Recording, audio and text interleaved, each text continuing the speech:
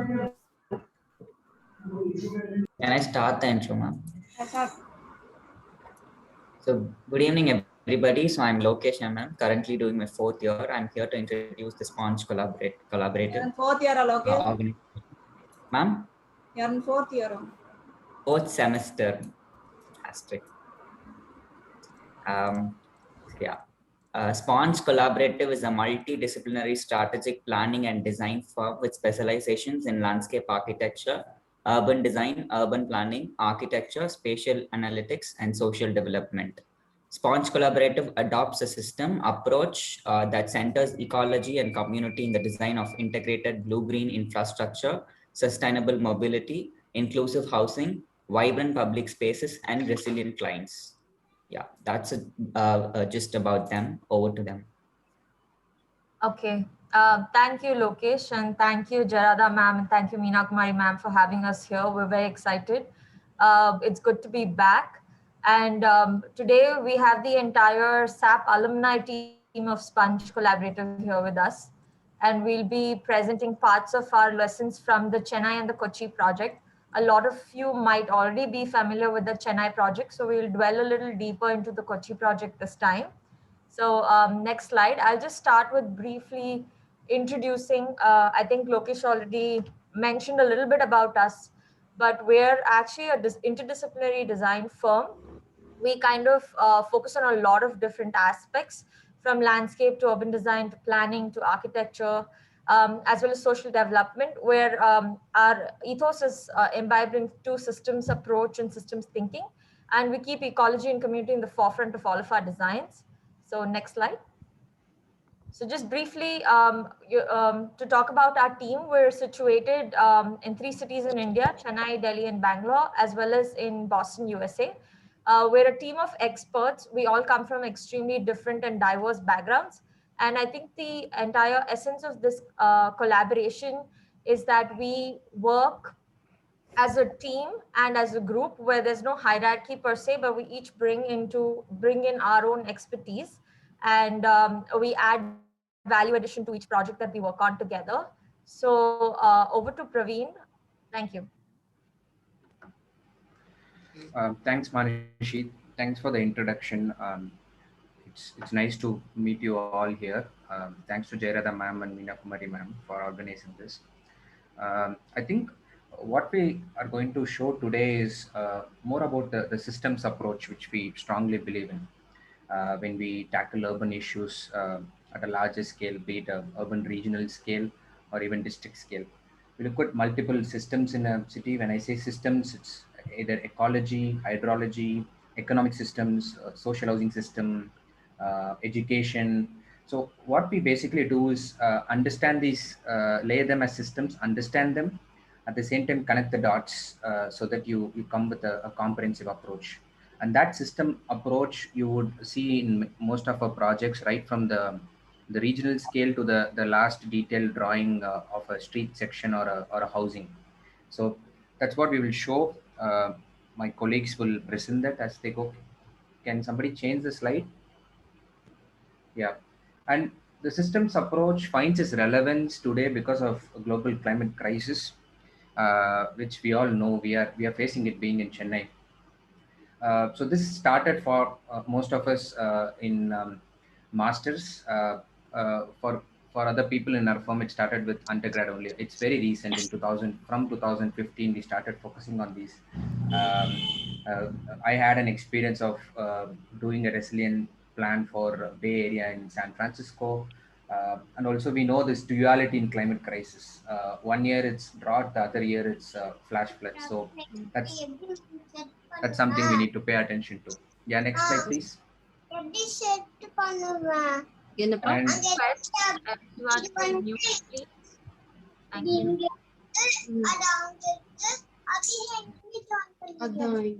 the curve எடுத்துட்டு join பண்ண முடியும். I would request others to keep their mics and mute.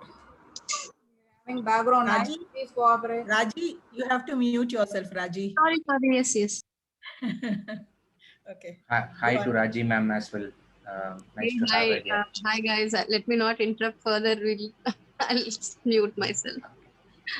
Okay, now So we have been focusing on resilience in Indian cities, also in majorly in the global south. But then this study came out, I think, a couple of weeks back, where Jakarta is the most vulnerable city for climate crisis, followed by Delhi, and third place is Chennai, and we all know it. So, and I think out of the 100 cities, there are 50 Indian cities over there, which is not surprising.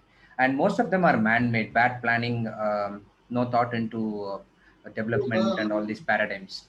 Can you go to the next one? So this whole Sponge Collaborative is a spin-off from International Landscape Collaborative, which initially was started by alumni of Harvard from the landscape department. Then slowly I got roped in through my connection with Sasaki. I worked as an urban designer at Sasaki before Sponge Collaborative. And then eventually all people from SAP who joined Sponge Collaborative also associated with them. Can you go to the next one? Through ILC, we define what this approach is, how we look at landscape systems and assets as a way of looking at urban development and leveraging them for a better public realm, or be it cities. And we also come up with these publications. I think one of this is in SAP library. We came last time around and gave it to Meena ma'am and Rani ma'am. And there's going to be one more edition which is going to come up. And that edition will have a complete chapter about Sponge Collaborative as a practice and how we are unique. Go to the next slide. Yeah, so as I said, now my colleagues would go through these projects and they will share our learnings from these two projects. And we have other projects also going on, which we will probably share at some other time, but I think it's good to look into these two projects one by one. Thank you. Thanks, Praveen. Could someone mute the mic?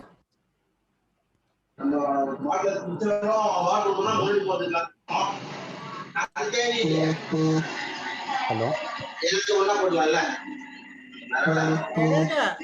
Somebody, student named Rahul Uday Kumar is on. Rahul, wait, I'll mute him. Good evening, everyone. I'm architect Logesh. I'm a part of Sponge Collaborative. I'm going to explain the Sponge Handbook Chennai part of it. This was our first overseas collaboration of the Sponge Collaborative. This is an international competition which was floated by GIZ, aimed as Eyes on the Canal, which focused on the rejuvenation of the South Buckingham Canal. We not only won the competition, but also worked as consultants of GIZ, getting involved in a participatory planning exercise. The end result of this was the Sponge Handbook, which uses the landscape approach to transform the South Buckingham Canal area. Our Sponge Handbook is divided into 5 parts. The first one is concept, the second one is toolkits, the third one is overall framework, fourth one demonstration project, and the fifth one is a futuristic vision. I will explain all the parts in this presentation. The part 1 is basically the sponge basin concept. In this part, I'm going to explain why Chennai needs a landscape approach to guide the urban development.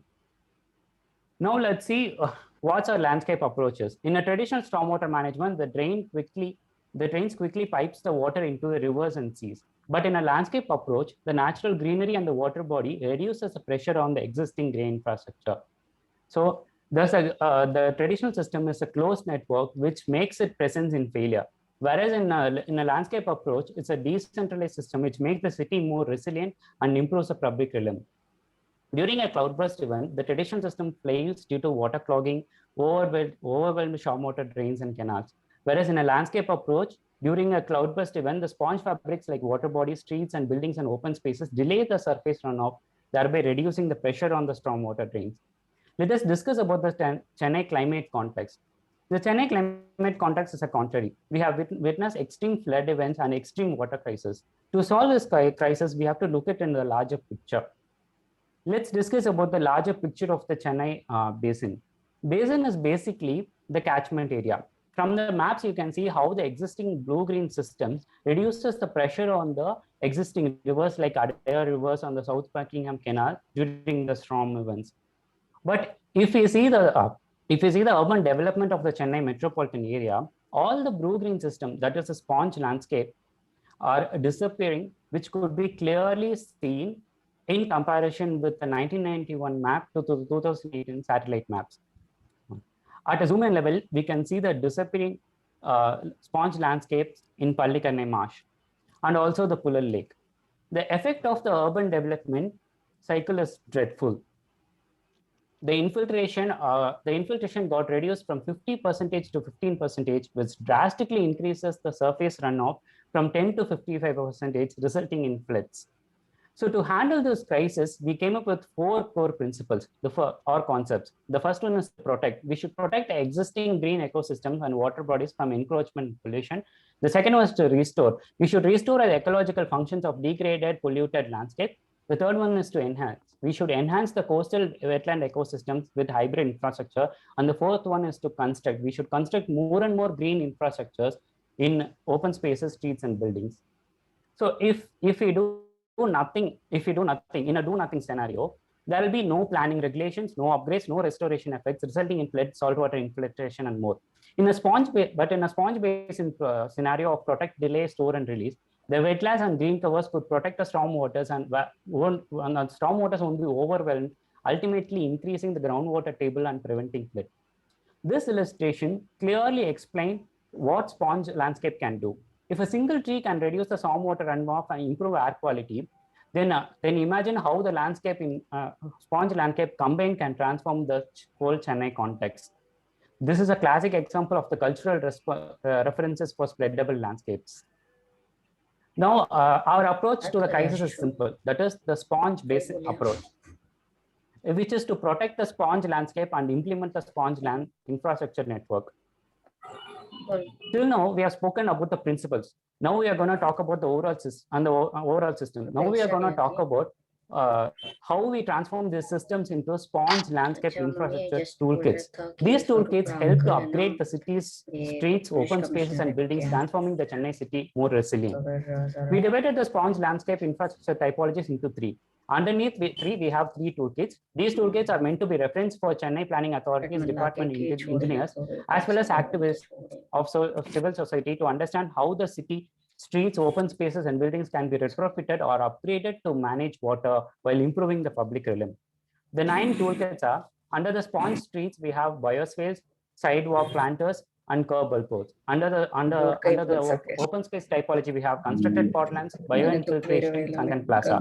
Under the sponge building typology, we have rainwater harvesting, green roofs, and detention tanks. I will explain. Under each typology, I will explain one toolkit. Under sponge street toolkit, we have biospheres. Biospheres are vegetated and maintained spheres, especially designed to convey stormwater at a slow velocity to promote natural treatment and infiltration. Under sponge open spaces, we have constructed ponds. Constructed ponds are an effective way to reduce runoff volumes and improve storage.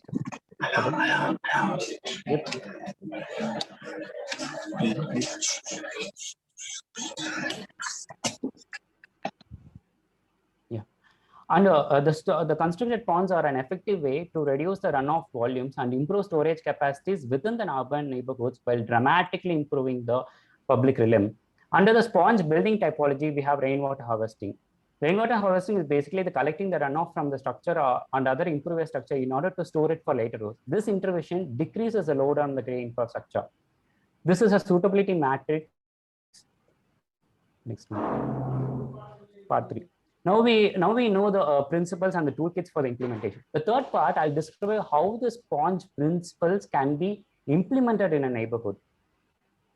Now we zoom in the Chennai city to the 3.5 kilometer stretch of the South Buckingham Canal. That is from the South Adaya to the Tiruvanmiyur MRTS, which was given to us by the competition organizer. This map shows the prevailing green-blue systems in the 3.5 kilometer stretch.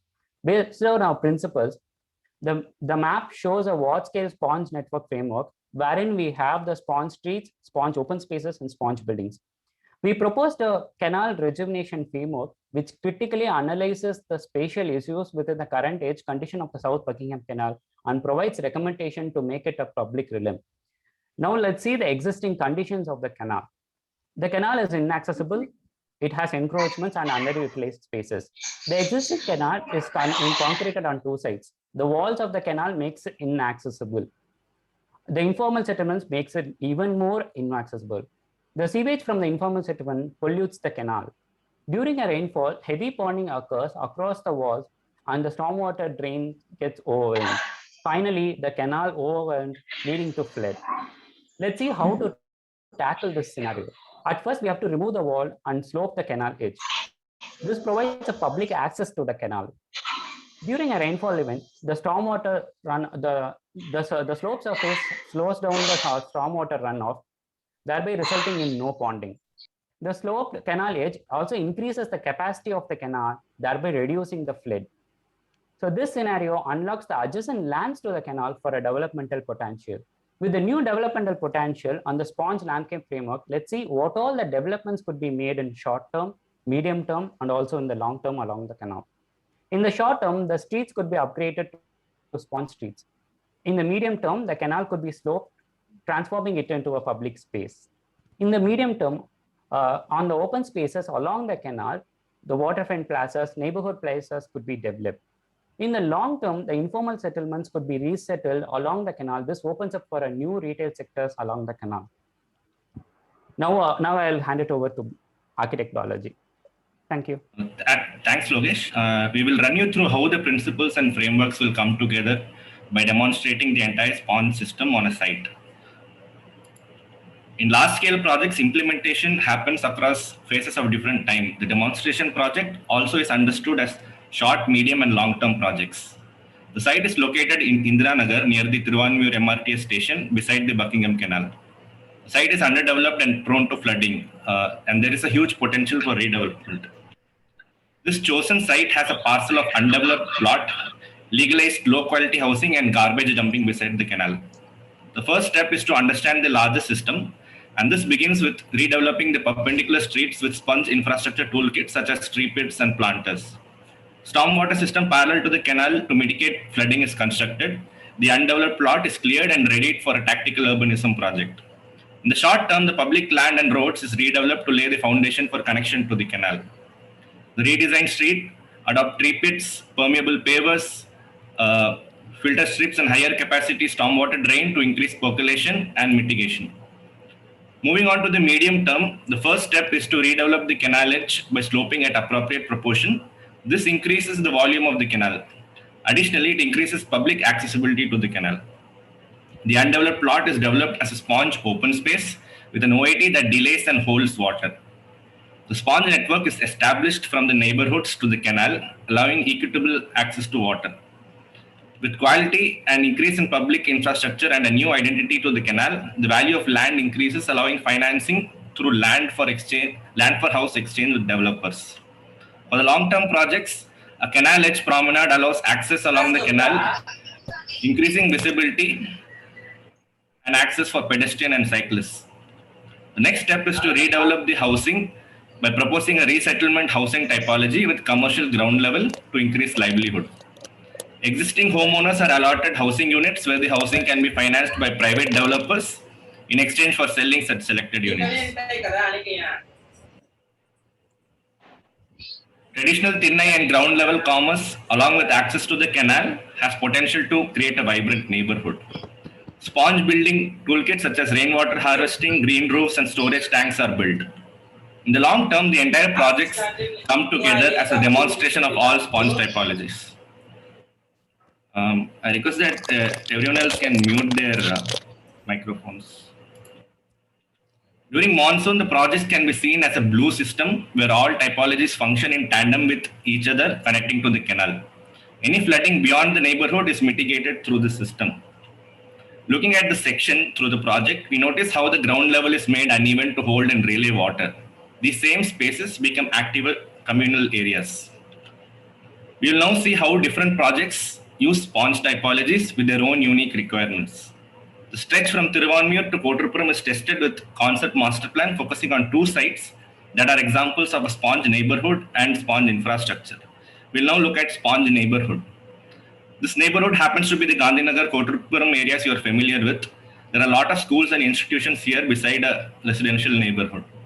The neighborhood master plan replanning allowed us to showcase more sponge strategies through various building typologies such as a metro station, a school playground that holds water, and housing with urban farming using recycled water.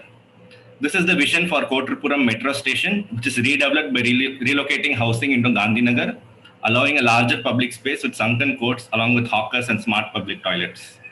The second vision for this neighborhood showcases the housing project and its courtyard next to the park, all a seamless connection for the community to engage with urban landscapes. Looking at the second scenario, which is the Indira Nagar neighborhood, this is where we look at the neighborhood from an infrastructure point of view. The present day condition shows a polluted canal next to the MRT station and the bridge along the canal. The canal is walled off and is a wasted urban public edge.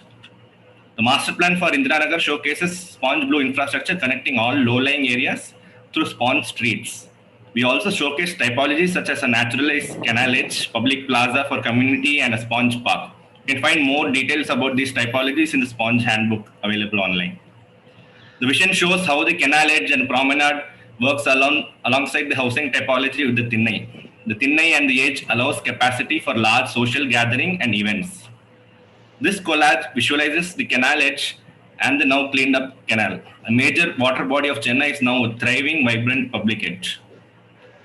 Our process from the competition to the creation of the handbook report involved discussion with various government departments such as PWD, Chennai Metro Water, etc., along with special experts from hydrology, anthropology, and so on. Praveen and Saurav also presented to experts in Boston. We also engaged with various institutions such as RSAP, CEPT, Kamla Raheja, LSR, and more. And finally, our most important engagement was with kids from the Thiruvanmiyur Corporation School, where we explained issues with flooding in Chennai and how a sponge idea can help solve it. The kids made amazing charts and models explaining rainwater harvesting, water cycle, etc., proving that kids are more aware and engaged with the issues we face around us. Thank you. Now we can move on over to the Kochi project. Thanks.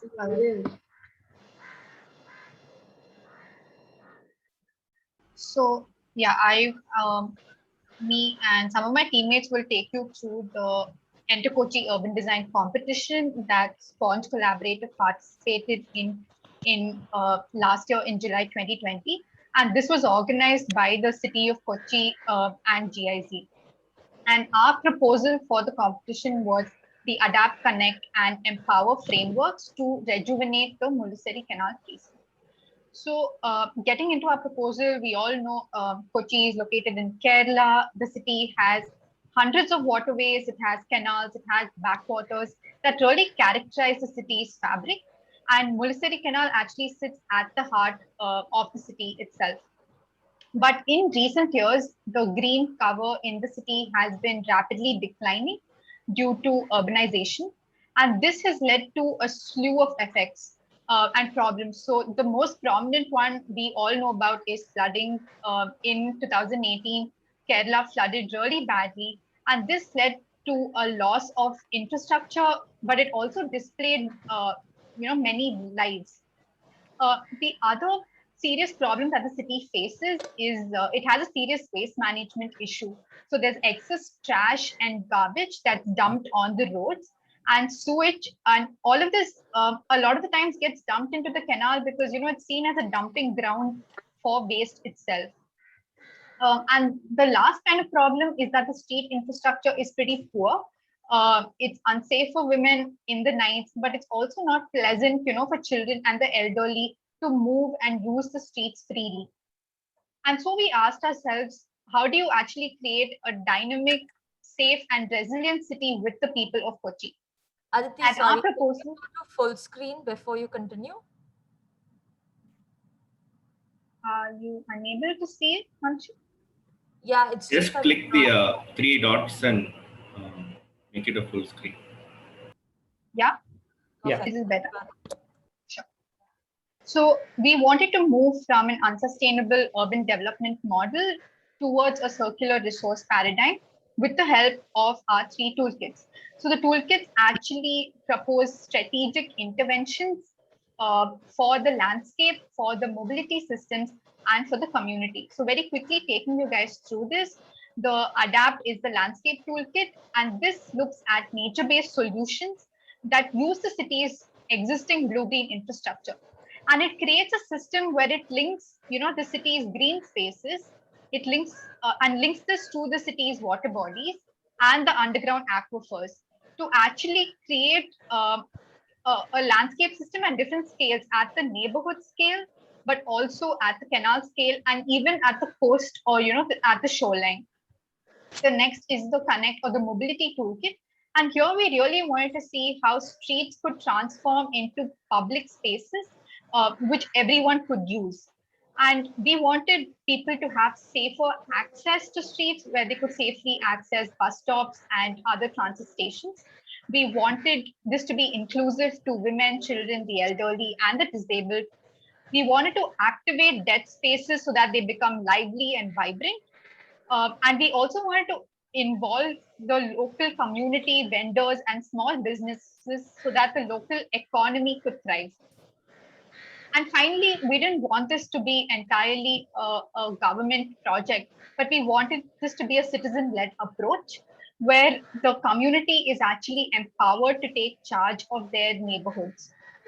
We wanted to inform them, we wanted to build awareness, engage with them through participatory planning, and then collaborate with them, and finally support them. And because waste management is such a big issue, we've used it as a proxy itself for the site. So this is the framework. And this is how the existing scenario is. The most prominent is the transport systems that you see here, the metro and the ferry. But there are also lots of open spaces and parks and institutions. And we wanted to transform that to create community anchors, to create a living shoreline, to create a neighborhood network of green spaces. And we detailed this proposal through specific sites. We looked at how low-income communities could use waste as a resource through a circular economy concept. We looked at community anchors that spotlight waste management, how to create a public realm that uses landscape infrastructure to mitigate flooding, how to use the living shoreline as a public amenity, but also to attract real estate developers. And finally, how to use these neighborhood spaces as private courtyards for the community to actually come and take charge. And this was our proposal. And in November 2020, we came to know that we'd won the first place. The Adapt, Connect, and Empower framework had won the first place. And we were invited to develop this and take it further over a 6-month period. And now I'll hand it over to Sujata, who will be walking you guys through what all we did in the next 6 months. Thanks, Aditi. Next slide, please. Yeah. So from the competition to the final DPR, which is the detailed project report, we went through a process where we engaged with different stakeholders like the jury members, the local experts, domain experts, and city officials. We also had the opportunity to collaborate with other winning teams in developing the design. So the whole process became participatory. And the local government was more active in Kochi. We got to interact with the mayor, the district collector, and we explored ways to how best we could align our project and incorporate within the ongoing government projects. So we also interacted with the local civil society organizations like the Resident Welfare Association of Mullassery Neighborhood and Jewish community members, Kudumbashri, etc. So from the stakeholder engagements, we decided to develop the details of the design in 3 scales. The first one is a present level cloud-based resilience framework. Second is a canal edge master plan. And finally, a detailed master plan and a pilot project for a subsite. And I'll be explaining the cloud-based resilient framework and canal edge framework. And my teammate Surya will take you through the process of master plan development. So moving on to the cloud-based resilient framework, which is sorry. Yeah.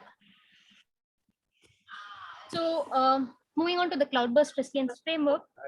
So what is a cloud-burst? As we all know, due to global warming effects, the climatic events are becoming more and more erratic. So cloudburst is a phenomenon when a place experiences extreme levels of rainfall than the average. And Kochi experienced this in 2018, which actually caused the floods. So what we did was, for developing the cloud-based resilient framework, we looked into the existing stormwater infrastructure, and with the help of the topographic map, we plotted the areas which are prone to flooding and the direction in which the water moves. And then we created a series of street sections and open spaces with blue-green infrastructure based on the width of the road and space availability. So we created a sponge framework for the entire precinct with a matrix of street sections, open spaces, and sponge infrastructure toolkits. So what happens in a cloudburst framework is we plan for various scenarios, like what happens if there is 10% more rainfall than annual level, or 20% more, or what if in extreme scenarios like 70% more. So different parts of the framework gets activated in a systemic fashion based on the rainfall volume, and it all finally connects to a stormwater infrastructure. So in a 10% scenario, it is about how we control flood within our houses, a backyard, and the neighborhood streets. And this we are doing through creation of sponge buildings, community groves, and sponge green streets. Yeah. In 20% scenario, along with the on-site strategies, local open spaces are converted into local sponge spaces for holding the excess and connecting it safely to the stormwater pipes. In extreme scenario, in 70%, in addition to the previous parts, the sponge collector streets becomes active, as its main function is to collect the water and conduct it to central sponge spaces to avoid flooding near the canal. So in this way, we flood-proof the entire precinct by localized controlling at source and delaying the runoff and reducing the load on the existing stormwater infrastructure. So the following are the series of sections depicting how the blue-green infrastructure functions in different scenarios and helps in recharging the groundwater. This is 10% scenario, 20%, and then finally 70%. Yeah. So now moving on to the canal edge framework. So the Mullassery Canal was a major part of the competition, and it passes through all the subsites. So while creating the canal edge master plan, we worked along with team 2 who are doing the subsite C. So this is a result of a collaborative process, and from our study based on the existing condition, a proposal varied from non-interventionist approach in some sites and surgical approach in some, and complete transformation in some. Yeah. So this section is the this section is near the railway track. नमस्ते, क्या हाल है? बढ़िया. जितेंद्र, अब तुम्हारा काम कहाँ तक खींच गया? Can you please mute the audio? Yeah. So this section is near the railway track where the problem was people littering next to it. So here the intervention is about preventing the canal from clogging to a maintenance grading. Yeah. Next. So this example is specific to a dense neighborhood where the entrance to the neighborhood is through the canal. So we decided not to open the canal here. Instead, we proposed recharge parklets on top of the canal, which doubles as a nice social space and also recharging the groundwater levels. Yeah, this section is near the Fashion Street, which is next to KMC Public Park. Since the canal is close to a public space, we leveraged it and we proposed to completely open up the canal and create special plazas within the park for the vendors who are currently located on top of the canal. Next slide. Yeah. So as we move close to the shoreline, we had plenty of open spaces next to both sides of the canal. So we proposed to widen the canal and renaturalize it. So we designed the bank next to a local community housing to be used for urban agriculture, and the other side as an active public realm for the city people to engage with. And this is the final section where the canal meets the backwaters. At present, it is an hard concreted edge, and due to soil erosion, it gets damaged frequently. So what we instead proposed is to create a soft living shoreline, which is resilient to erosion and also builds ecologically rich biodiverse ponds. Yeah. Moving on to Surya. Thank you, everyone. Yeah. Thank you, Sujata. We now scale down to the master plan level of the Mullassery Canal Precinct. The Mullassery Canal Precinct was divided among the teams into 3 subsites, A, B, and C, and we got to design the subsite B. The subsite B is located over the Mullassery Canal stretch between MG Road and PT Usha Road. In the next slide. The canal is covered by a concrete slab for accommodating the fashion street vendors along the MG Road. The site stretches further along the south till the Maharaja College metro station. Subside B faces heavy flooding and waterlogging during the monsoon season. The existing street condition has damaged sidewalks and a lot of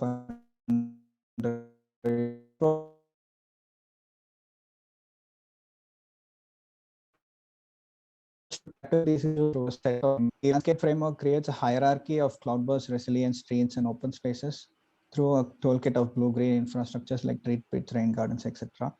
The mobility framework proposes a continuous network of bicycle lanes and pedestrian pathways along the MG Road, Eka Sheshadri Road, and Hospital Road. The community framework aims to empower local communities living along the Mulassery Canal to create inclusive neighborhoods by providing informal vendor spaces, public toilets, sports arenas, parks, etc. So the resulting master plan is a series of pond spaces designed to mitigate flood while acting as a great public amenity.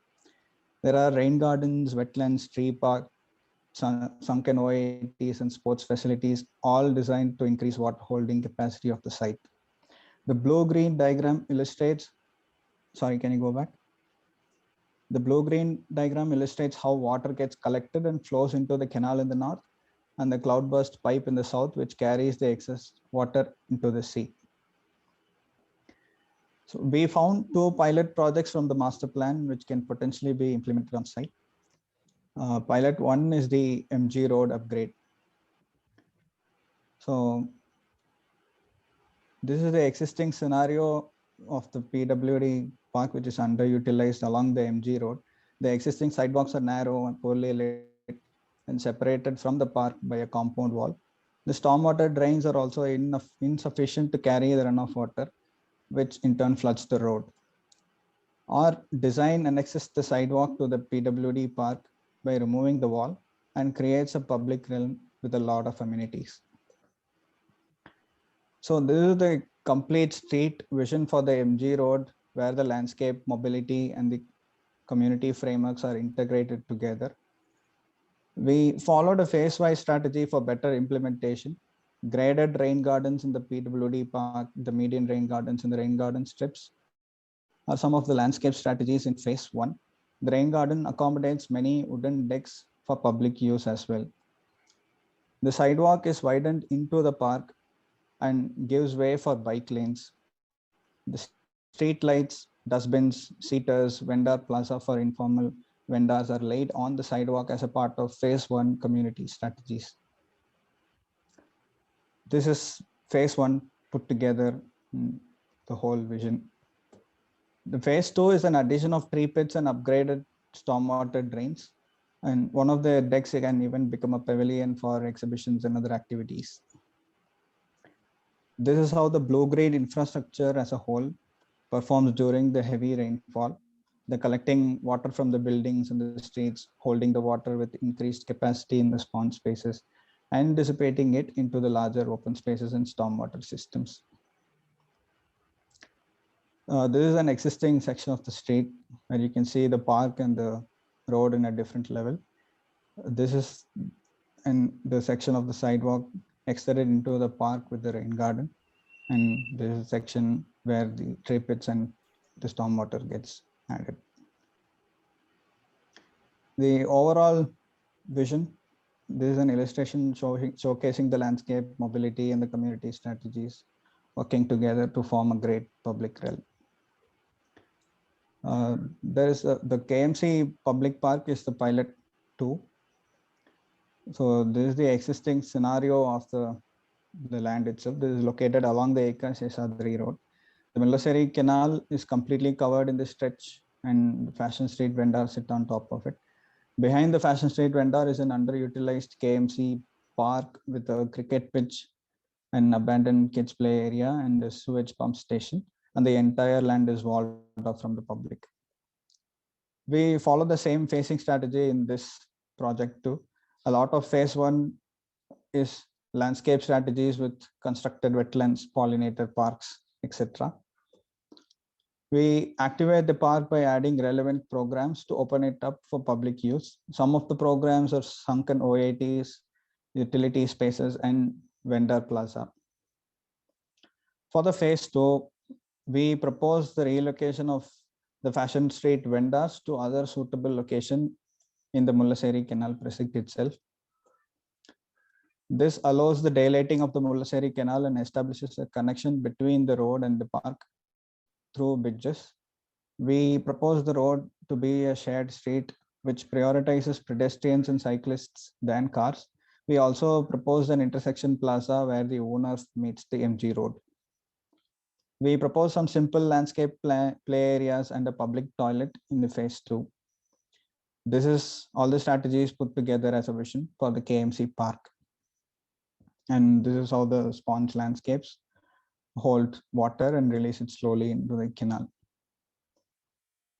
And this is a sectional view. This is an existing scenario with a covered canal. The phase 1 utilizes the land behind the Fashion Street vendors. And this is the section showing the canal daylit and the street being opened up into the park. This is the overall vision illustrating how people get together and enjoy the public spaces. And this is kind of a vision that we brought to do after the competition. And moving towards the implementation, we had to create details for the different departments of the Kerala Municipal Corporation to communicate the ideas which can lead to successful implementation. So this is one of the details that we did. And we made these detailed planning drawings for the stakeholder references. And we made drawings for estimating the cost of the project as well. Yeah, next. This is both the pilot projects put together in phases for better understanding of the projects. And we even mapped the project for identifying various stakeholders of the community. In the next slide, sorry. Yeah, we did a stakeholder mapping so that we can identify the community, government, and other financing bodies to take up funding, implementation, and maintenance of the projects. So we laid it out in a phase-wise manner for both the projects. So you can just go through them. And thus, we feel that a collaborative approach with the government becomes a compelling case for a sustainable development of our cities. And these pilot projects catalyzes the planning measures in the neighborhood and city levels. This in turn builds institutional capacity for better policy making in the district and state levels as well. Yeah. Thank you for this opportunity. We are done with the presentation.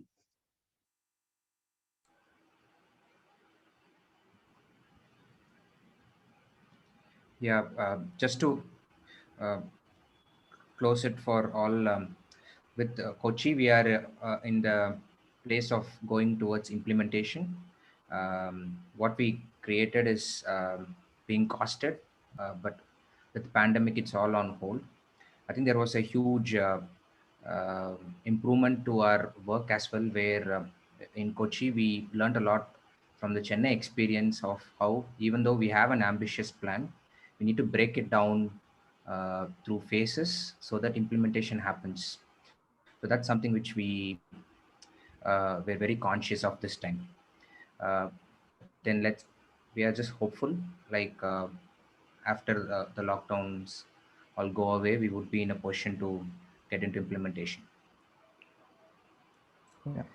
Yeah, thank you everyone. I think we can open up the floor for questions and engage in any form of discussion.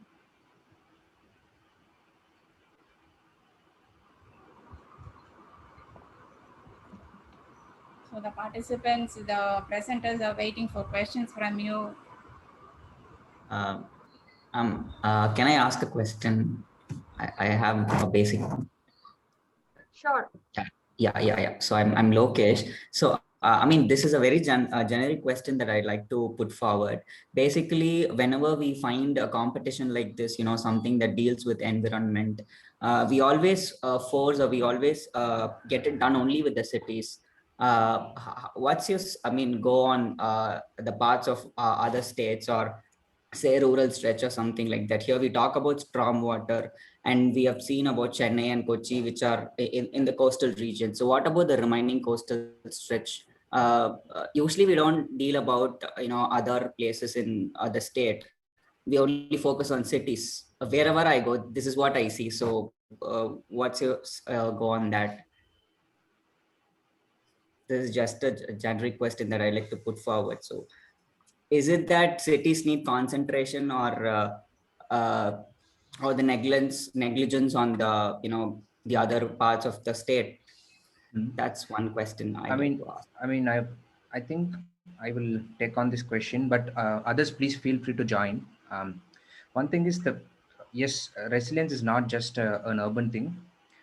It should be inclusive of all cities, rural areas. But I think the most vulnerable are the cities, because in a high density, you have a huge stock of population.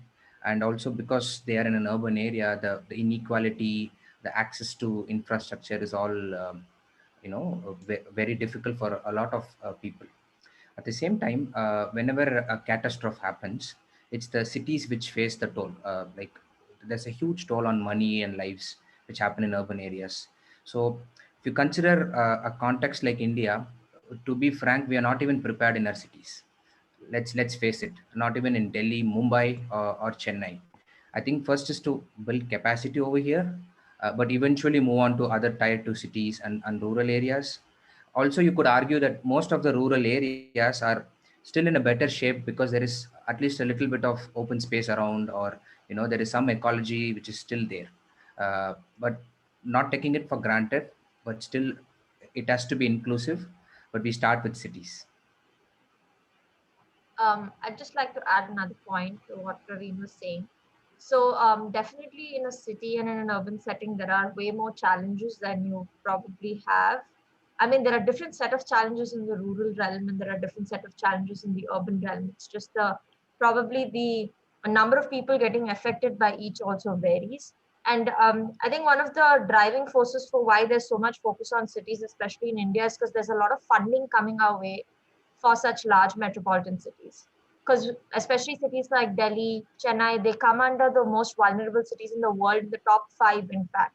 So there already is a lot of, push towards trying to fix certain issues in the bigger metropolitan cities in India. And I think that's one of the reasons why there is so much more focus on the larger cities and the larger populations. So I guess if anybody else would like to add anything to this, thanks.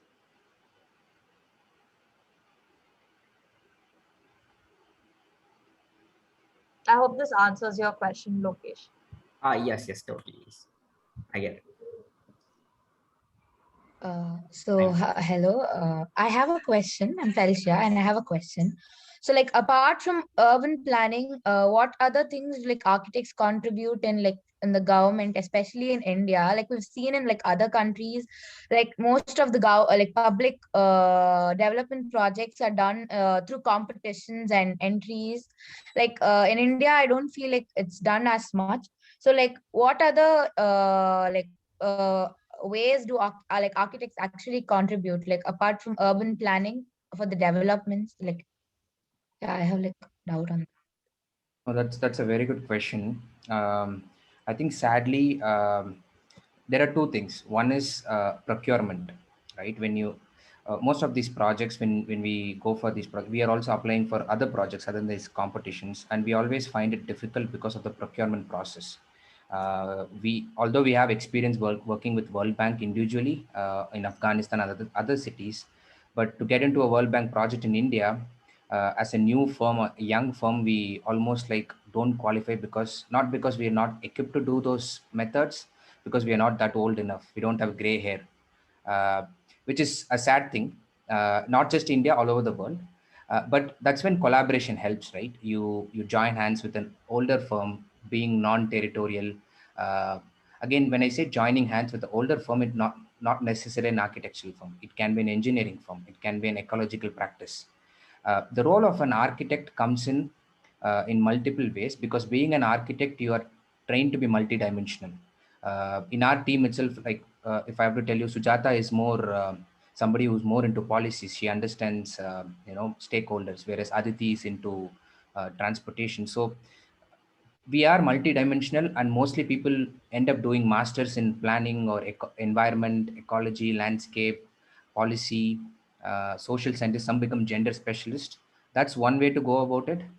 But your design thinking will always help you refine your specialization. So in terms of scope, it's how we evolve ourselves beyond architecture, what path we take. And if we take a path which we are passionate about, I'm sure we can always come into this realm of urban issues and support through our practice. And there are multiple avenues to collaborate. And most of the experts you see from be it in the United Nations or all over the world, or be it in development agencies, they're all basically architects who have done a master's in either planning or ecology or other disciplines. So it's multidisciplinary. There are so many dimensions to it. It's not just architects. We architects cannot solve everything. That also we should be very clear about in our minds. I just have something to add to this, because like along with design, the other ways that as a designer you can support a city is through advocacy as well. And because we're introducing radical ideas, like for instance, when we told the government of Kochi about nature-based solutions, it wasn't something that they had heard of before. The traditional approach is to build is to pump a lot of concrete into cities to actually build a lot of grey infrastructure. And so advocacy means engaging with stakeholders, engaging with city officials, convincing them of your design. And this also translates into the kind of policies that cities adopt, the kind of technical support that you want to offer these cities as well. The other thing is to also, and the thing is, for the success of these projects, like we've spoken about, is the need for community engagement, right? It's not that these projects are done by the government separately with the architects just guiding them, but it means that everyone in the neighborhood needs to be a part of it, no matter the income, the age, or the gender. So another thing that you can do is also become a participatory planning expert to understand how can you best engage with the people. Is it through local languages? Is it through games and strategies?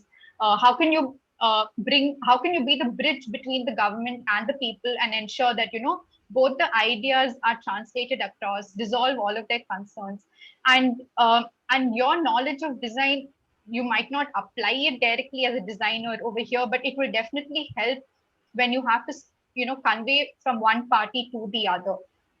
So there are lots of different ways that you can support the government, not just urban planning itself.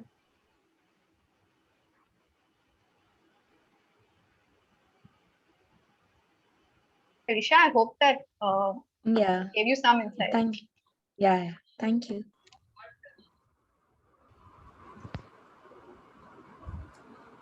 Is there anything else you people want to ask them? Because I have something. Even I also have something. Yeah, so please go ahead. No, we'll leave the floor to the students if they wanted to ask. Yeah. Students.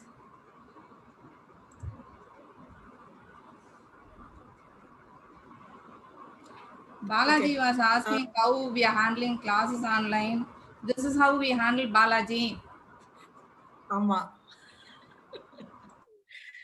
We'll have to pick the students sometimes, or we just leave it to mute, leave it without any response from them. Okay, I'll just join in. I think I'll ask mine. It's an excellent work because I have seen your Sponge collaborative work when they made a presentation in Adyar. From then to your Kochi project that you have presented is an amazing thought process or inclusivity that you had through. Obviously, my best would be the Kochi because the community participation there, I see it really happening it to very much to the need of the people. So my question now is that with COVID happening, I think the norm itself is a question. What is the norm of today itself is a question. We are in a transition. So if that COVID situation is a layer, a template that has to come across your Kochi project, because you're saying it's community driven or community based or community ground related to the community, how you think you can add a little bit or maybe delete something from your proposal that it would make it COVID inclusive? Because right now I don't know what is the norm itself. I am really writing to find out the identity. So what could actually make it happen? If I may take this one, and then everybody else can join in. So when we visited Kochi for our stakeholder engagements in February, it was an ongoing period of the pandemic. And we were still welcomed amidst people and people's homes and other stakeholder engagements. And we had extensive 5-day stakeholder engagement in Kochi. And predominantly what came forth were the same issues that the competition brief had, or what we identified in the process of doing this entire design strategy, was that there's a lack of open spaces, there's a lack of connection to the water, which is actually imbibed in the Kochi culture. People have, a lot of them kind of resonated back to when they were growing up. They had this association with water bodies because of how wet the region already is. So it's imbibed in that culture to have sacred groves, and it's imbibed in that culture to respect these open spaces. So I think that in terms of the need of the hour, or even what the pandemic was pushing for, seemed very much in relation to what we were proposing, because it's a lot of open space strategies and a lot of mobility strategies where we put pedestrians in the forefront of everything. And as you, like, for example, even we saw a lot of articles coming out of a lot of big cities in the world, especially in New York as well, where we saw a shift in the movement of a lot of parking bays on a street got converted into bike shares. And, they sort of, there's a huge uptick on people cycling. And there's suddenly this, also this movement and shift in India that we're noticing, because in Kochi itself, we had come across a lot of these bike lanes that were getting promoted. The Street for People challenge that also emphasizes putting forward, other modes of transportation, especially bike lanes and pedestrian movements. And I think that this project focuses on those elements, which anyways the pandemic highlights. So I feel like somehow whatever the world has been visioning towards and moving towards has kind of been in cohesion to what the requirements of the pandemic also have been. So I think if I have missed out on anything, please add. Just one thing to add is, apart from transportation and the way people moved, it was also that during COVID, the local businesses were the one that were hit the most, because people still continue to order on e-platforms and all of that. But the local economy and the vendors, no one was really, going to them. And also because a lot of the open spaces were cramped. And our proposal actually saw, okay, how can we work with the vendors, put them in like a vendor plaza where there's enough space to physically distance, but the local economy also thrives along with this, because they're an important part of the urban fabric. Like, you need them for eyes on the street, you need them, for this place to be vibrant, you need them to boost the local economy. So, by working with them, by integrating them into the proposal as well, we try to see, for a recovery from the pandemic, how can the local economy benefit? Yeah, thanks, Aarti. And also one major point that Aarti also states is that we constantly heard a lot about lack of open spaces in India, especially in the bigger cities, where, there was this constant debate about, since you're supposed to be socially distanced, then where are the places that you can go to and still be socially distanced?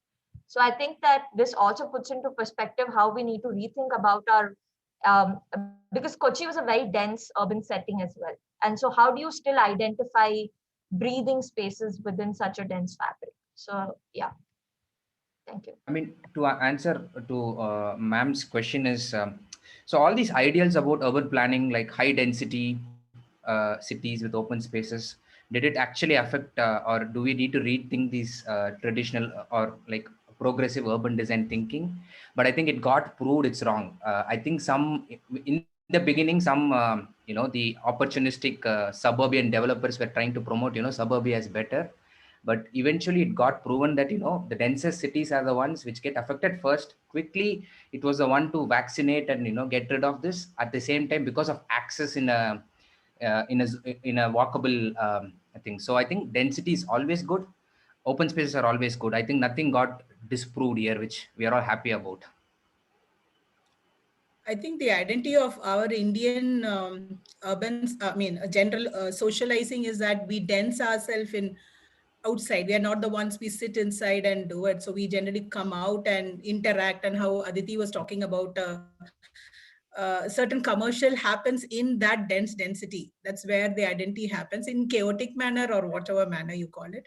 So from your 2-3 of your statement, I am to understand that that value are still respecting it. We are not totally telling them it's a lockdown, sit inside your home and do e-commerce or you buy everything door delivery, but rather we will reach out because our climate allows us to come out. So we would be coming out, but then the solution of these open spaces becomes a solution which could help in that breathing to happen healthily. Is that what I understood? So we are not actually changing anything. Rather, we have to discipline ourselves in using the way we are using our public space. I think that's how it is. Okay. Yeah. So if it is a discipline, whether architecture will, or the kind of design proposal that you give will help them to guide them to be in discipline, or it has to come people with a certain condition being told to them. How will the architecture silently allow this discipline to happen? I think this slightly ventures into the realm of psychology of a space and the psychology of design, which I feel like it's something that either you can prove by collecting constant data post implementation, and then you reflect upon what has worked and what hasn't worked. Or you could probably go into an entire realm of research to assess and test behavioral patterns based on certain design ideas, I think. So there are ways in which we can determine how design affects the psychology of the space and the user behavior and the actions. But what we base off our design ideals or strategies is on the general tested norms or the general tested ideas that we've viewed across the world that have been the acceptable form of doing certain things. So most of the design ideas that we've proposed are not that radical that they've not been implemented in other parts of the world, but they've just not reached India yet. And I also feel like when we start providing spaces with good design, eventually people will turn and reflect upon trying to maintain the spaces in the manner that they should be, or using the space in the manner that they should be. Yeah. So I think that it's I think it's a two-way lane here. Like an architect alone cannot drive, or a designer alone cannot drive it, but it also comes with some sense of responsibility from ground up and from the community to try to maintain these spaces. Yeah, absolutely right. You're absolutely right. Thanks, guys. So as you would have noticed, there's a question on the chat section, if you have seen, from Ajay Bharat.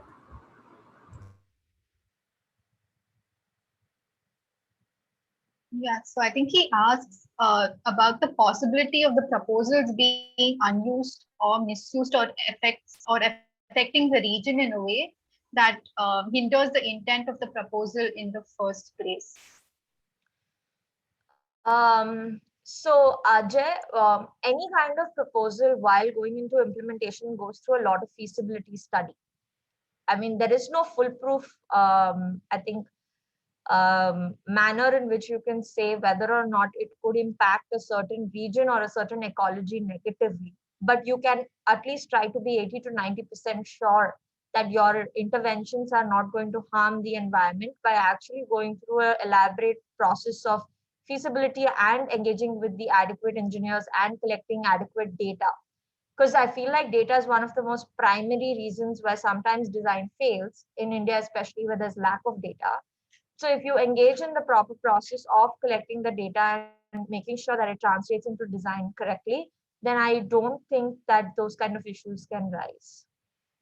And in terms of being misused, I'm kind of a little unsure about what that would mean. But definitely we've seen projects that have been shelved after a certain period of time because of political bureaucracy, change in government, change in requirements. There's a lot of reasons for why something like that could happen, but they can always instigate ideas. Ideas never die, so they can always be reused and recreated in other parts.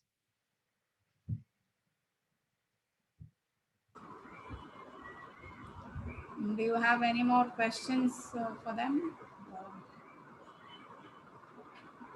I have a question. Am I audible? Yeah, okay. I'm Priyadarshini. We are on our second semester dealing with urban environment design studio, and the area that comprises of consists of the same. Like we have from Adyar Estuary to the Palavakkam and Gindi, Perangudi, and bits and pieces of Velachery and other things. So we were after doing the documentation part, like we did. As you can see, we did the whole documentation part in this whole pandemic, which we found little difficult, but still we managed to collect some information and we put forth our discussions and it went on. And now we are dealing with the term called resilience. So when it came to the term resilience, we dealt with examples, case examples, which mostly focused on the ecological problems, like our mind automatically navigated to the ecological problems of the city. So can you just give some tips or something? Like is that the only way to look at urban the cities to improve the city's infrastructure, or is there any other solutions or any other issues that we could look for? It's just a question I'm asking. Praveen, you're on mute. Guys, others also join, and it's not that I'm only answering. So I think your question, if I understand it right, does resilience only cover ecology or environment? Is the first so part of the question. Does it deal with blue green infrastructure, or do we have anything else to look for? Like that was a question we were asked for. Like the staff also asked the same thing with us. Like most of all the groups dealt with only the flood problems and other stuffs. What could the other issues we could see? So this is a very good question. So resilience is a collective term. And I think that's what we want to break in our practice also. When we deal with environmental issues, we connect the dots and somehow solve other issues as well. So resilience is not only environmental, resilience is also economic. There is an economic resilience, there is a social resilience, and also there is, you could keep adding on to all the issues and you could add resilience to that basically. And the meaning of the word resilience is to, when there is a severe catastrophic thing happening, how you survive that in a strong way. To it. Yes, you bounce back to it. So when you start thinking about social resilience or gender resilience or be it economic resilience, then you would start thinking about, okay, am I just going to address the flooding issue by doing just a wall or just one park, right? Rather, I would think, okay, if I'm going to invest in an investment which is going to help in the water issue, can it do anything else? What happens to the community adjacent to it? Okay, there is a lot of development which is happening around. Can it leverage some housing? Can it be social housing? Can it be slum housing? Okay, what if housing comes in? Can I think about the economy? Can I think about ground level retail? Can I think about activating the parcels adjacent to it? So that's why in urban design, the connecting the dots is important. And if we start thinking that way, it's called an opportunistic lens. You have an issue, you suddenly become crazy and opportunistic. Oh yeah, we have an issue, but we can, by solving this issue, we can solve multiple other issues which a city is facing. The same example when I showed about Bay Area, it's all about sea level rise. The approach is not just to build a wall, rather we are trying to create a lot of open spaces. And then we were thinking there is a huge housing crisis. What if all the areas around these open spaces are all market housing with some affordable housing as well? So even there, the whole issue is not just being resilient to the sea level rise as an issue itself, but rather how do we tackle the issue of economy in Bay Area or inclusivity by going into housing as a sector. So I think to answer your question, resilience is not just environmental, it's multiple things. Thank you so much.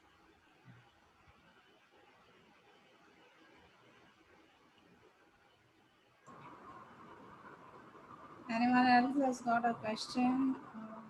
Or it can be a discussion or whatever.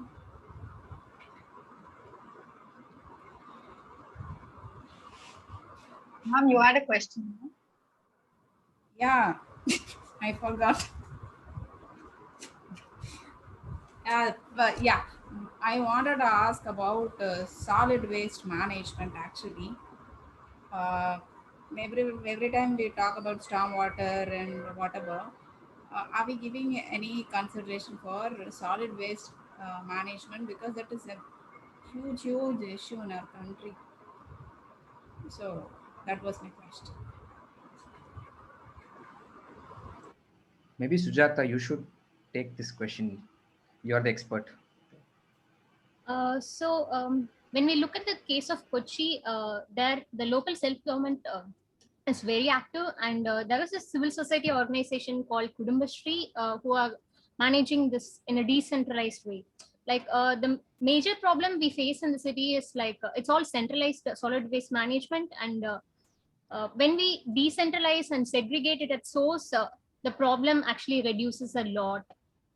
So Kochi got a recognition from world organizations for their management, waste management. Actually, we can look to them, and I think recently Chennai also adopted decentralized waste management. That's a good thing. Yeah. Just something to add in this is that because there's so much waste generated, and it's not just about the process of segregating and transporting, but how can you actually use waste and give a value to it, right? So when we said that waste can actually become a resource, then we said that you can upcycle the waste and turn it into a product that can be sold. You can use the waste back, like back, to actually feed into the soil, like bio waste and things like that. It could become biogas that the community uses. So, and then there's only a small portion of it that actually has to get segregated and transported, and the rest of it can actually be used as a product itself within the community, or it can be sold outside as well. So when you start putting a value to waste, suddenly everyone's like, okay, can I make use of that? Can I, take advantage of that as well? And how do I capitalize on it? And I think one of the other things was also that a lot of people are not aware about where does your waste go, from your house, what happens to it after that. And we wanted to bring awareness to that itself, that, these are the different ways you can segregate it, then it gets transported like this, and so on. So I think awareness is a big has a big role to play in waste management itself as a first step. I feel even sense of responsibility also is supposed to be more, I feel, Aditi, because I don't know, I'm having as a discussion, please, if I'm barging in, Manushi, before you could reply. Okay, ma'am, go on. No, because what happens is the responsibility is also made. One is being aware where your waste is going, but other thing is you're responsible for what waste you're generating. So which means that you try to solve within your scope of what is happening. I like the concept of decentralizing concept, because then you're not giving much load to the whole of your corporation or to the whole city. Rather, you are solving it out, because it's a very valid point that waste has to be, solid waste, any waste has to be taken care of. So I'm not sure whether how we go about, because we are all here sitting in this Zoom meet and telling that awareness and responsibility. So how do we take, how do you think through your projects where you have been meeting stakeholders and the community, whether you could see the potential of this to start, or if it, as Sujata was telling, there is already a NGO working on it. So we're talking about ourselves, we ourselves, not the NGO or the government, but we ourselves, so as a community. I would like to actually give an example of what happened in Kochi. So when Sujata had shown the parklets, so a certain part of the Mulasiri Canal we couldn't daylight. So we decided that instead of them using it as a parking area, that we are somehow at least able to recharge or allow for some form of permissibility, and we proposed parklets. So the first question the RWA, the Residential Welfare Association of that area, asked us was, who's going to maintain it, right? because they're like, even if there is garbage and then there's garbage outside their apartment, nobody's actually taking responsibility for it. People just dump it and then they just assume that it's somebody else's responsibility because it's out on the street.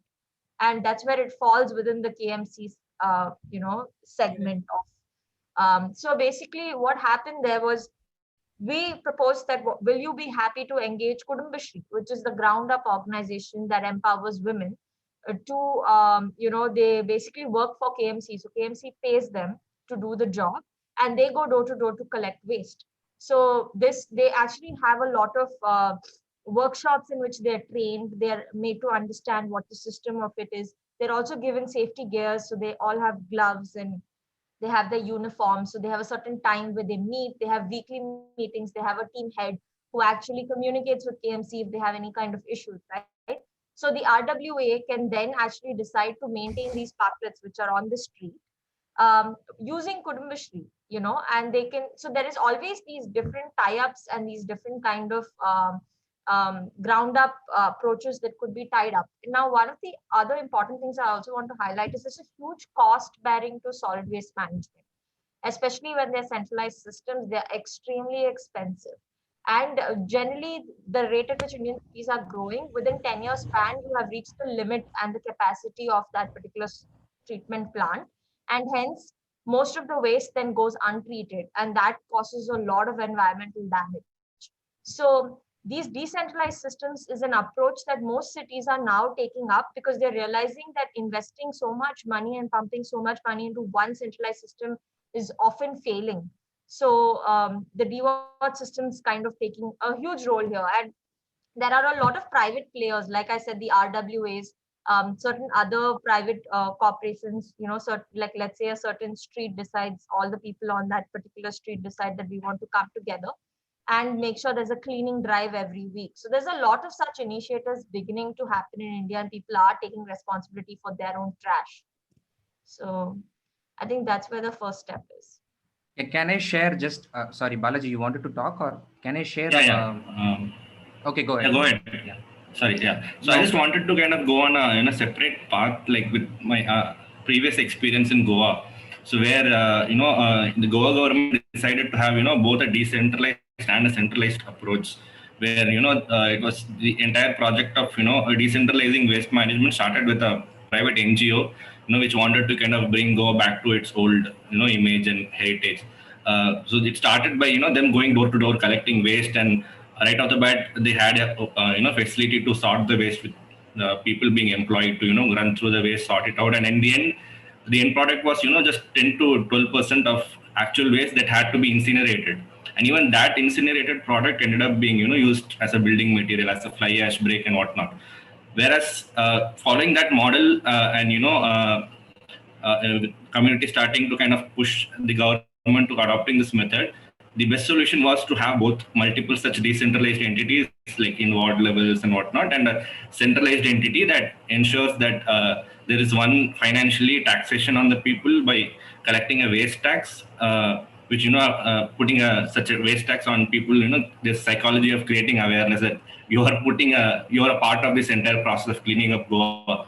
And at the same time, you're fined if you find that your street is kind of littered, and your local community people point out that this guy is the one who's making the street filled up with garbage. So there's kind of a psychological motive that has to be instilled through such methods. And the decentralized part is there are these multiple small private, not NGO, profitable businesses that have made waste not just net zero but profitable. So this is still not entirely done in Goa, but it's still happening. There are many people who are having their own sorting facilities, whereas the incineration happens in a centralized part that is operated by the government. So there has to be combination of both, and the economics are actually possible to make a profit out of it in the end of the day. Just to quickly add to the Goa thing, sorry, Praveen, just a quick anecdote that we heard while the Goa Waste Management Authority was talking to us is that they've tried to remove dustbins from the city, because they're like, if you have waste when you're outside, you just tend to throw it somewhere and you don't care what happens to it. But they force you to go back home with that piece of waste, and then you have to sort it because there's a tax and a fine. And so you can't just go out and litter or put it in the dustbin outside, but you're forced to carry it back home and sort it in your house. So that was something interesting too. Yeah, Praveen, over to you. So this whole to touch upon what Aditi said and Balaji said, the whole connection between decentralized versus a centralized system. I want to share one example from Curitiba in Brazil. I don't know if you all know about this person called Jaime Lerner. His name is Jay. He was an urban planner. Again, for someone who asked the question, what all we can do, he became the mayor of that city. Jaime Lerner was very, in his design thinking, they created a BRT lane. Nobody was using the BRT, and the BRT, he was the one who proposed the BRT, and they got it done. And the ridership was very poor. It was between a few slums. They were cracking their heads of how to make it activate the BRT. And the city also had the problem of wastes. So what Jaime Lerner did was, the people in the slums, if each one gives a plastic cover, they'll get a free ticket. So by changing the policy there, what happened was all the money they spent on waste management already got collected by the people. So there's a counter in the BRT station where they put a plastic bag and they take it, the BRT. So the BRT ridership also increased, and all the money subsidized from waste management was channelized towards the BRT. But eventually, people after a point will start using it. They see the ease of public transport and they started using it. So this is example of design thinking. An architect did, and unfortunately he passed away last week. So you should learn about him. His name is Jaime Lerner. He was the mayor of Curitiba, a city in Brazil. I think there's just one more question in the chat from Vinitra. Just curious to know your thought process, vision while starting Sponge Collaborative. So, Praveen, you want to take that one? Well, you could take that on. Anybody else spoke? Okay, so I think we formalized as a firm only 6 months ago, yet as a collaborative, we've been functioning for the last 2 years. And the entire purpose was just having like-minded people who wanted to make an impact through design thinking and through advocacy or through, any kind of means, basically, who wanted to come together for the greater good. I think that's just the purpose of Sponge Collaborative. And we started off with the kind of system thinking approach that we have, but it kind of stemmed from the idea that each of us come from extremely diverse backgrounds. Each of us have had a very different learning curve, and we bring to table our own different expertise, from like landscape architecture to, we have experts on groundwater, we have experts on transportation, on social development. So it's basically giving or a platform and an open conversation for each one of us to kind of bring in our expertise and sort of put it all together in every project that we do. So Sponge Collaborative just started as a collection of people who enjoyed working together and creating something amazing, and it is now grown into a practice which we are slowly setting up and trying to grow it in some way. So yeah, I think if anybody else would like to add, I'm a little short of words.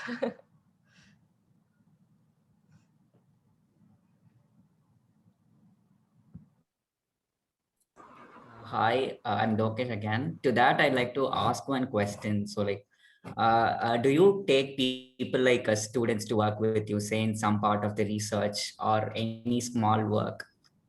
Would you like to collaborate with students as well? So We're is very that part of happy it? to, Lokesh. Actually, as a matter of fact, Balaji and Surya and Lokesh, everybody started out when they were there in their undergrads with us. And we were in America at that time doing our, we were working after our masters. So we're very happy to collaborate with people on any level and every level who are interested in the kind of work we do.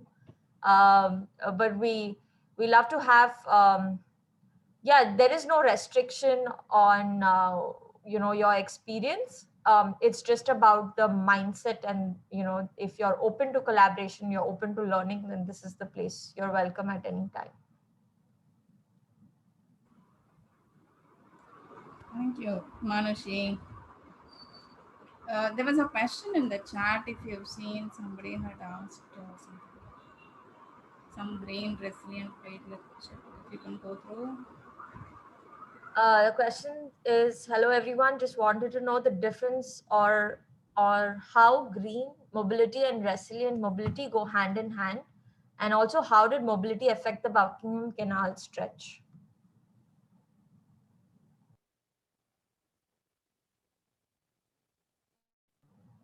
Balaji, maybe I can take the first part of the question just about green and resilient mobility, and we can talk about the applications, but they're both quite frankly the same thing.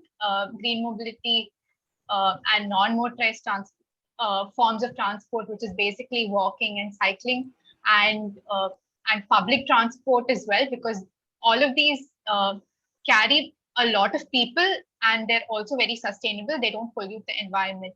Whereas cars or motor vehicles are the more polluting form of the environment. And because we're headed towards a climate crisis, in order for us to be resilient, that means we need to be prioritizing walking, cycling, and public transport more. This is also because, you know, in India, the majority of the people walk, cycle, or use, you know, buses and metros and trains. And every time there is a crisis or a catastrophe of any sort, it is the low-income population that gets affected the first. So when we're talking about resilience, like Praveen said, we're not talking about just ecological resilience, but also social, right? And that means that we need to make sure that communities that get affected can bounce back, you know, quickly. And because it's the low-income communities that get affected, how can we make transportation more easy, more safe, more dignified? And that means cities going ahead will not only need to prioritize walking, cycling, and public transport, so that you know, we don't pollute or we don't congest our roads anymore, but also so that more people in our city can use them in a dignified manner.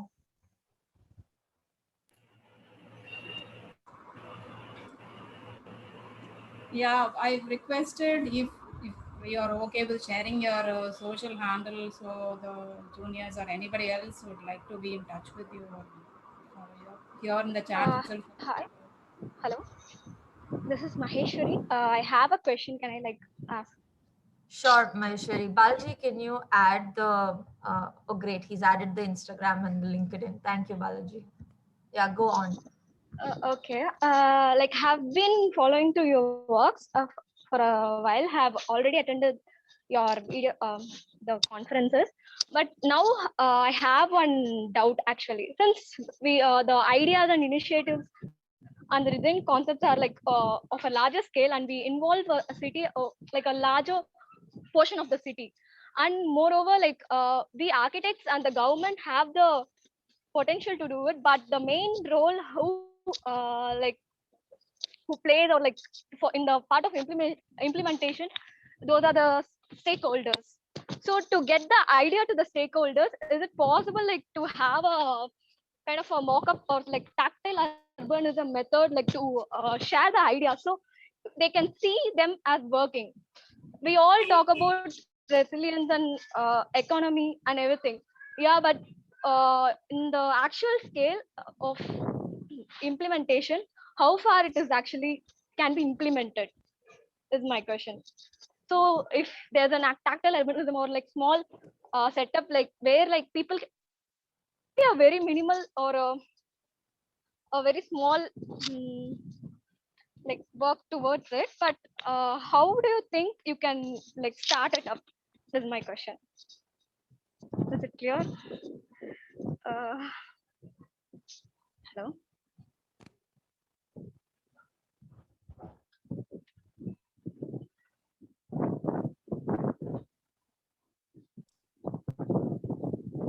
Does anyone want to take that question, guys?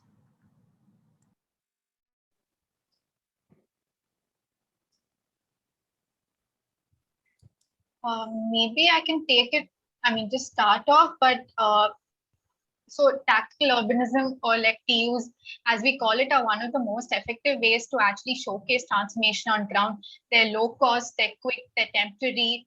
Sometimes all you have to do is just paint the street, put some barricades, put some temporary furniture, just some benches, some planters, and you instantly transform the space, right? And I think a lot of there are a lot of avenues to do that.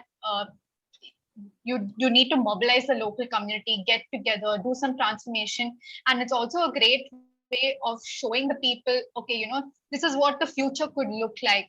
This is what transformation could look like, and also to the city officials that if the state is transformed, the people will come, and it actually gives a proof of your concept in a very economical and in a time-saving manner.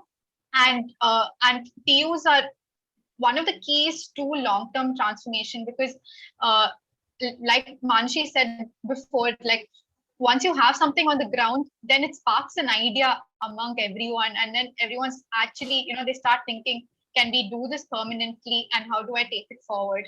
And across India, across the world, they've been very effective in actually changing the entire scenario. And it's not that difficult, to do one once you've actually spoken to the community, and if you've got the required permissions from the local, like the traffic police or anyone else. It's not very hard to do something on the ground. It doesn't even need to be infrastructure. It can just be a couple of barricades that you put up, and then just some paint that everyone comes and paints together. So if you can get the permissions, get the community on board, it would definitely be the way to start.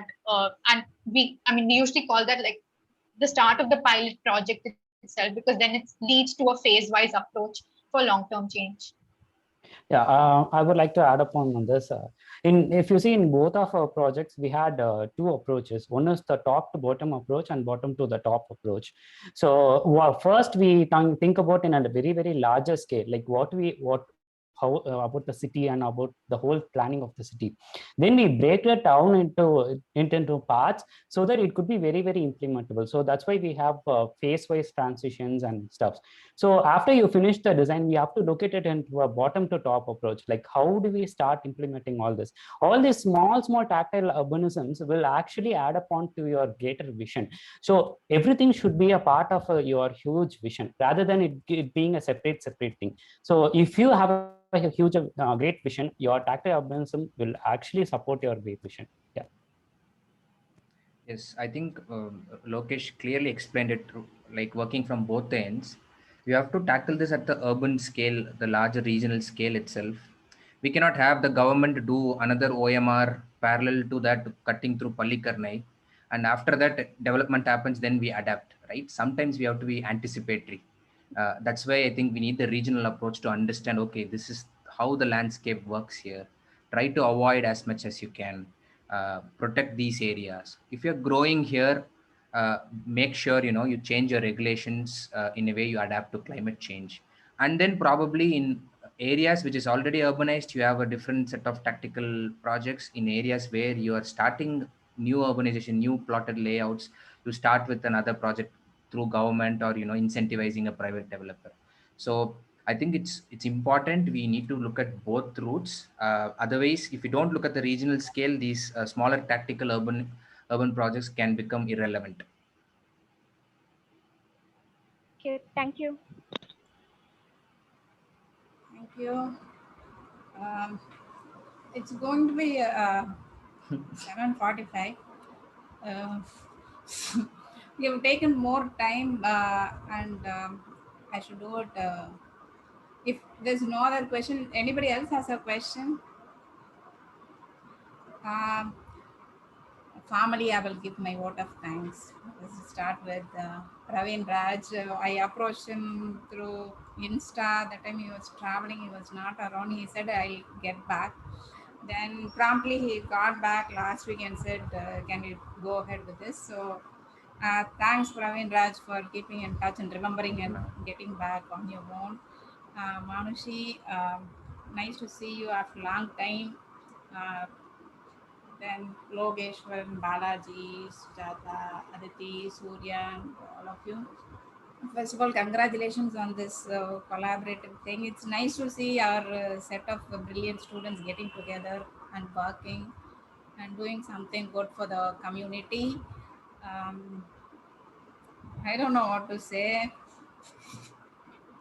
I think it was I a very, should, very nice proposal yeah, and yeah. presentation, bringing many things together, very reasonable and genuine. And your presentation also is really very good, very understandable. Sometimes presentations go too technical and people cannot get so, because the audience is like that. You have 12th standard students, you have the public, you have first year, second years also. So when you talk in that level, you really brought it down so that everybody can relate to it. That is one important thing I wanted to tell you. And lastly, I wanted to ask you something. There are some 12th standard students who are architecture, who are going to pursue architecture, future students or architects, you can call them. So what will be your advice to them before joining architecture? See, every time we know that people always, the standard, Meena ma'am will know, why did you join architecture will be the first question. And everybody will say there was no maths in architecture, only one semester we found out we want to be different. Our students are engineering, we want to be this, that, and everything. That's the standard thing, unless people know properly about what architecture will do to them, or they will do to architecture maybe. So in simple words, can you give, I cannot call it advice or whatever it might be, any few words about architecture to students who are going to pursue architecture, who are in their 12th standard, 10th standard, some even now 8th standard students go for coaching. And so Actually, I would open this up to our more recent graduates on the team. I feel like myself and Praveen have been there a long time ago. I think it's So more philosophical. Maybe Surya should take on this. The most articulate person in the team. I don't know if Surya is still there. Surya. I think Surya dropped off, ma'am. I'm not sure. The video is not on. He was here for something. Aditi. Kerala, no answer is the answer, I think. They have to discover themselves, no? Sometimes you find after B.Arch, they pursue something not in architecture, they do Oh, something now else. students are very adamant. No, they will join architecture, but they will not know what to. Yeah, so many times I will discourage them. No, we want to. It's like that married people. No, you got married. Why won't you let us get married? You studied architecture. Why won't you let me do architecture? And the Mari they ask, but they will join. But to get prepared, no. Sometimes some students come and say, I went to school. I came back home. I never visited any of the places like that. So it's like more you roam around, you get to know many things, especially in architecture. People who are sitting quietly at home, it won't help for architecture. The more you roam around and see, observe things, it adds to architecture or whatever, planning or whatever. So like that, not any great advice. The smaller things, if you think, okay, before you join, look out for all these things, it will be helpful. And the matter. I think for if they're a problem, if they're keen on problem solving, I will always suggest architecture for them. And I think that's a conscious route we have taken. There are people who want to be powerful creators, but we, after more and more you become experienced in architecture, you more and more you unlearn architecture. That's what is happening for us. We start learning other things and we become more grounded. But we always know the value of design thinking. Like a lot of these complex things cannot be communicated by non-architects. And we are sometimes we take the role of generalists, even with a specialization where we bring everything together. We have unlimited optimism, which I think architects always show a future vision and brighter vision. And I think it's very important. These visions, like whatever we produce, might not happen in 50 years or even a lifetime. But these visions will inform a government about an infrastructure which they're doing, which is costing millions of dollars and hundreds of lives. A small wrong mistake can lead to. So that's how we tell ourselves our role is. But always we get inspired by seeing other scientists. But that's, I think that's the way forward. Collaboratively working and leveraging your strength for the larger good for community or the society is probably the role we want to play. And if people are interested in that, they should definitely pursue architecture. Actually, I would go slightly more naive in this area and rather say that if you are in your 10th or 12th or 8th grade and you're interested in anything creative, you should give this a shot. Because one thing to understand is that you do not, what we've learned post our architecture degrees, that it doesn't limit you to just architecture.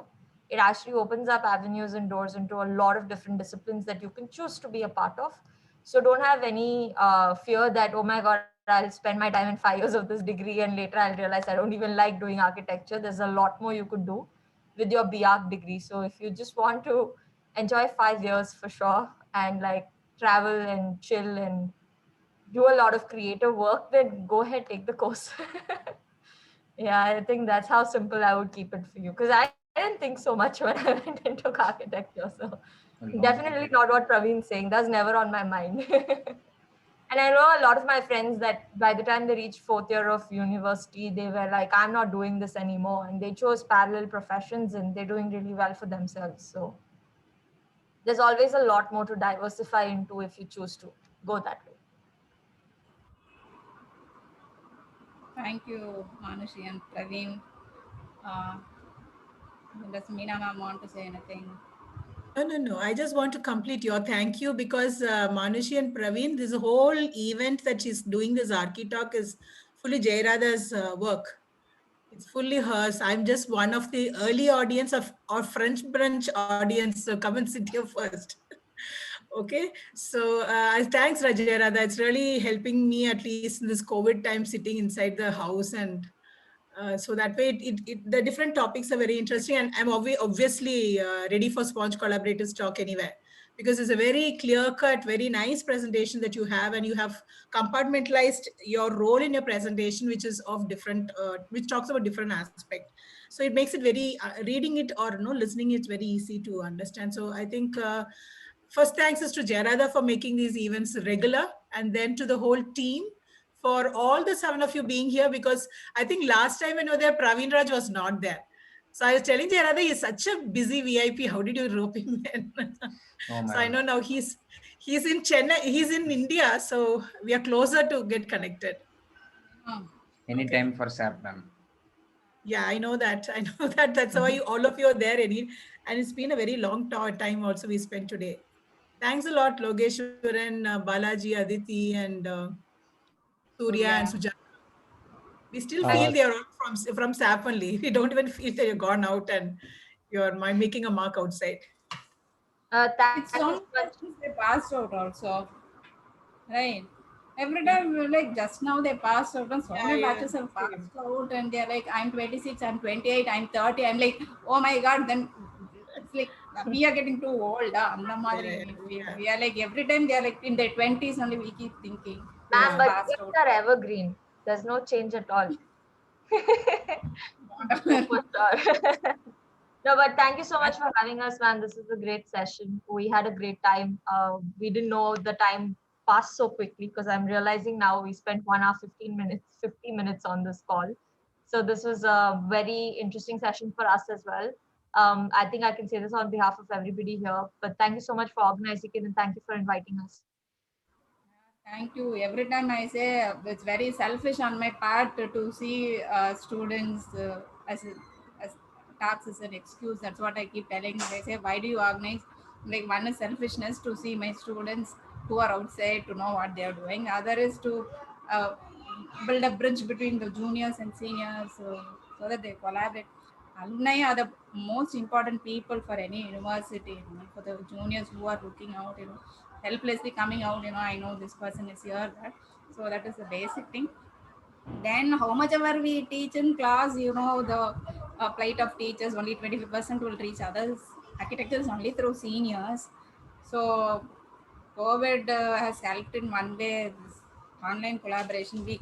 You remember every time we have to organize one lecture, we have to stand like one traffic police and closing the gates, and these people taking the badge, trying to run with that side in the corridor, this side, like you we don't even allow them to go to restroom also. We don't won't allow them to go to a restroom. We say, no, attendance, we will take this, that. No. See, but now I think thanks to this online thing, the people are here, and I know we mutually benefit out of it. And it decreases our anxiety looking at each other without mask and talking so much. Even if we are in the same place, we won't be able to do this, next door also. So that kind. And my heartfelt thanks to all of you who have presented here, our great team of architects. We cannot call you students, however we thank for putting this together. Thank you for your coordination and presenting. And almost won't be 2 hours. Sujata was asking how long will it go. I said we will generally say 45 minutes, but it'll keep going on and on. And thank you for sparing your time. Lokesh, can he switch on for a group photo here? Yes, ma'am. Make a screenshot. Where is Surya? Surya, maybe. Surya might have internet issues. At least the students who are here, if you can switch on switch on your video for a group photo, we will give it to Sponge Collaborator.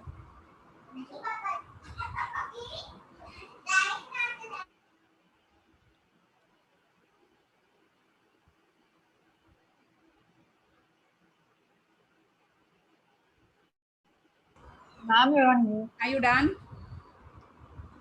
My niece and nephew, I've been controlling them for. Yes, ma'am. Yes, ma'am. They're screaming and they are playing. I'm so sorry for the disturbance. Varshini, you're not seen fully. Your neck is in. Okay. So thank you officially and personally for coming together. Thank you so much. Tomorrow we are having architect Sundari, our immediate junior. She's into publication. So she will talk about, they have their own publication, printing press and whatever, they publish books. If you have any doubts, you can join tomorrow at 6 same time for the talks if you have time. Thank you so much. Good night. Thank you, ma'am. Thank you, everyone, Thank for you staying all. tuned. Thank you, ma'am.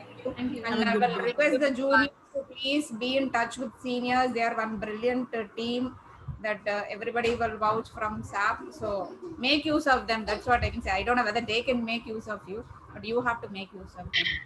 That's the request. Thank you. Thank you, ma'am. Bye. Thank you, ma'am. Seeing you all. Thank you. Bye-bye.